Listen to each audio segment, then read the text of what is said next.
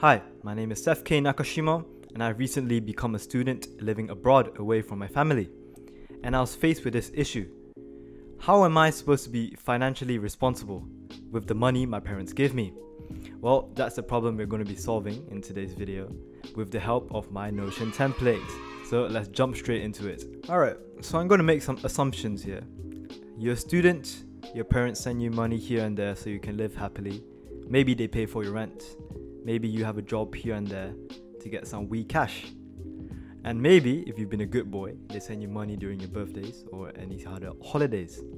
And here comes the problem in that. How am I supposed to allocate my funds so I don't go bankrupt and have to ask my parents for more money?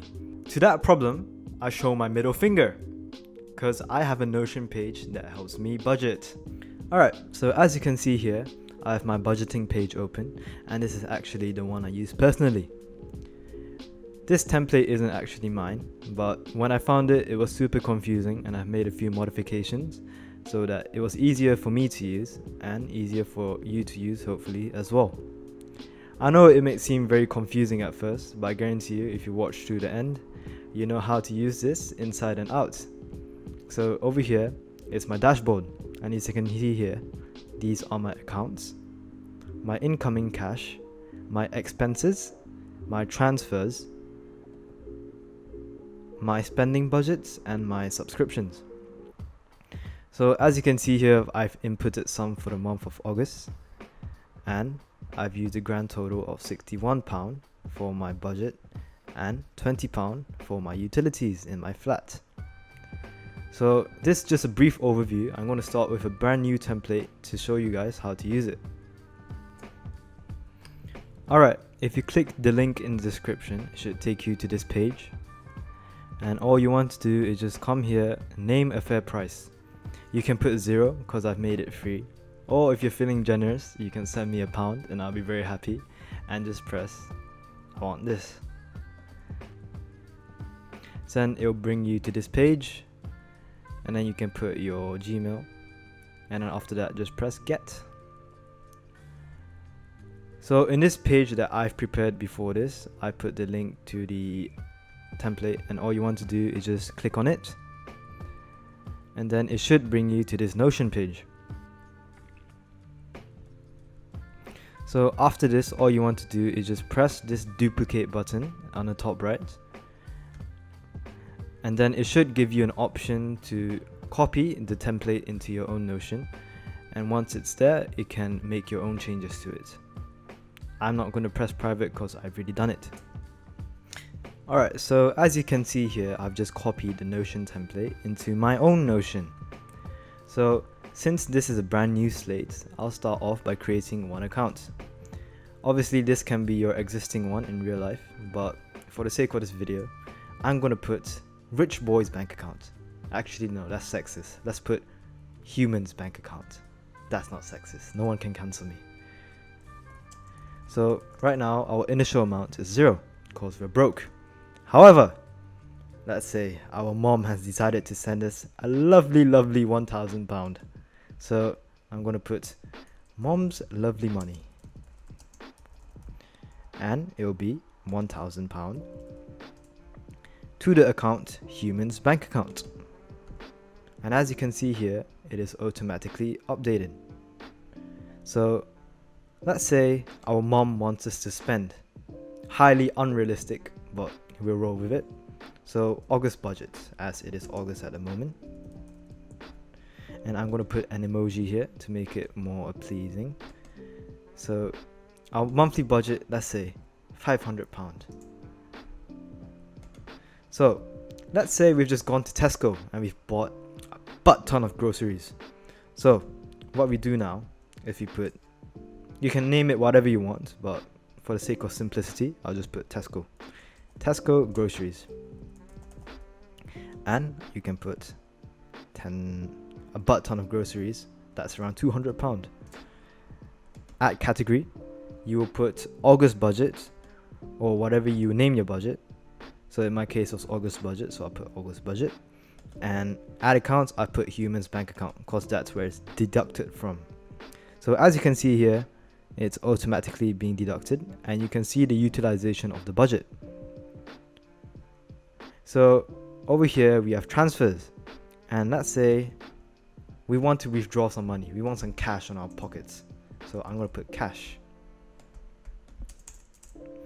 and right now we have 0 in our cash, but with this transfer we're going to have some money in our pockets. So let's say I've just withdrawn £40. Sorry, transfer. Jesus, I can't spell.